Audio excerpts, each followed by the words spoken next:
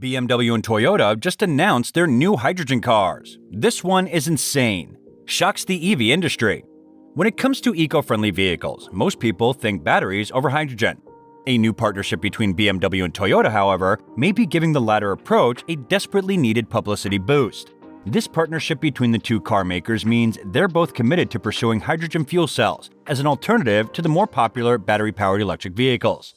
Although you could also see this move as just another way to persuade customers to ditch their internal combustion engine cars. But what hidden strategies do these companies have while making another big joint venture? Hello and welcome to our channel. In today's video, we are going to discuss BMW and Toyota just announced their new hydrogen cars. So make sure to watch the video till the end to find out more.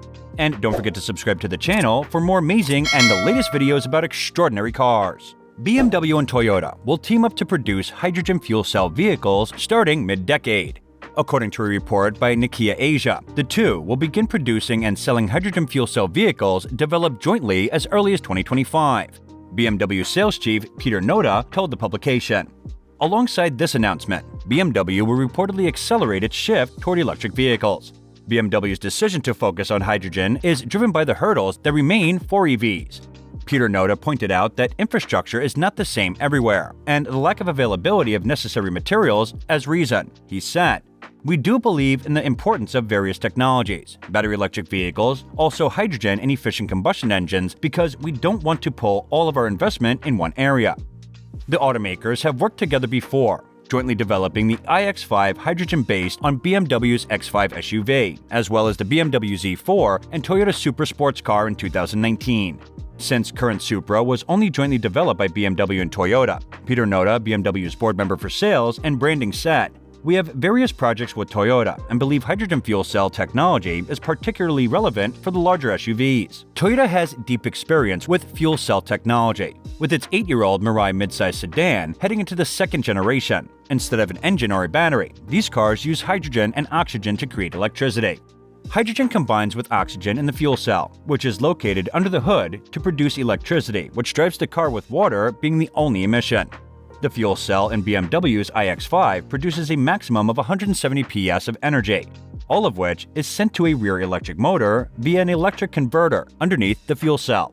There is also a peak power battery that draws its juice from the energy generated by the fuel cell and from brake recuperation, sending more electricity when needed.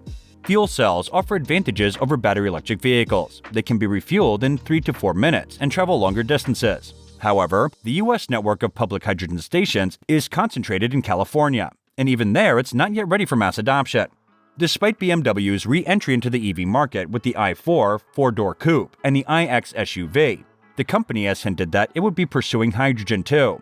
In a recent earnings call, CEO Oliver Zips said that the company's next-generation platform, Neo Classy, will likely be designed to accommodate the gaseous fuel in addition to pure battery power. The company has pursued a similar all-of-the-above strategy before with a platform known as CLAR, which supported internal combustion, plug-in hybrids, and full battery electric propulsion. CLAR allowed BMW to move quickly on plug-in hybrids, but its more recent pure EV efforts have been delayed relative to its competitors. Neo Classy may fall prey to the same problems, or it may solve them. The market will get to decide starting in 2025, when new 3 Series sedans and X3 SUVs based on the platform go on sale. The collaboration allows both companies to hedge their investments in zero-emission vehicles. BMW aims for EVs to comprise half of its corporate brand sales, including Rolls-Royce and Mini, by the end of the decade. Previous reports released by Rethink Energy revealed that fuel cells will achieve big wins in the heavy-duty transport vehicle sector rather than the passenger cars. A greater proportion of light commercial vehicles will move to hydrogen than passenger cars, and total hydrogen vehicles are forecast to be 54 million by 2050, with Citroën, Peugeot, and Vauxhall all set to release fuel cell van models as early as this year, but it will still be substantially below battery vehicles in the passenger market. The plummeting cost of lithium-ion batteries alongside mounting pressure from worldwide legislation that want to see internal combustion engine vehicles being phased out make it harder and harder for hydrogen to crack its way into the car industry. Moreover, fuel cell technology is still a few years from being deployed efficiently at scale. But will a commitment from 2 of the largest car makers in the world make a difference to that outcome? Well, we have been here before when Toyota single-handedly felt that the car market was going hydrogen and dragged BMW with it, which makes just 2 million cars a year, is unlikely to lead any sudden breakthroughs in this market, and many more companies will have to throw in their lot with hydrogen before the scenario shifts in its favor. If Toyota and BMW pave the way for the commercialization of hydrogen passenger cars, including sponsoring more hydrogen stations, then other manufacturers may try to stake a claim in the market and in the process accelerate it. Our view is that right now it is tough enough to keep two supply chains going, one for ICE vehicles and another for battery plug-ins, and this initiative is likely to be on the back burner, starved of funding to scale for at least 5 years. Commercial customers may be thrilled at the prospect of a refueling time comparable to gasoline cars, rather than what is currently a 30-minute long wait for an EV battery to recharge. Our own prediction for the number of fuel cell EVs for 2050 is 54 million, while the current expected number of battery-powered vehicles is 1.31 billion supported, by about 460 million individual charging ports, out of which more than half will be private. Hydrogen has a specific advantage in its energy output-to-weight ratio over batteries at the very largest scale. This may eventually make a difference among larger SUVs post-2040. BMW's growing concerns about how easy it will be to facilitate enough charging points for battery-powered EVs is the hurdle it needs to be focused on right now.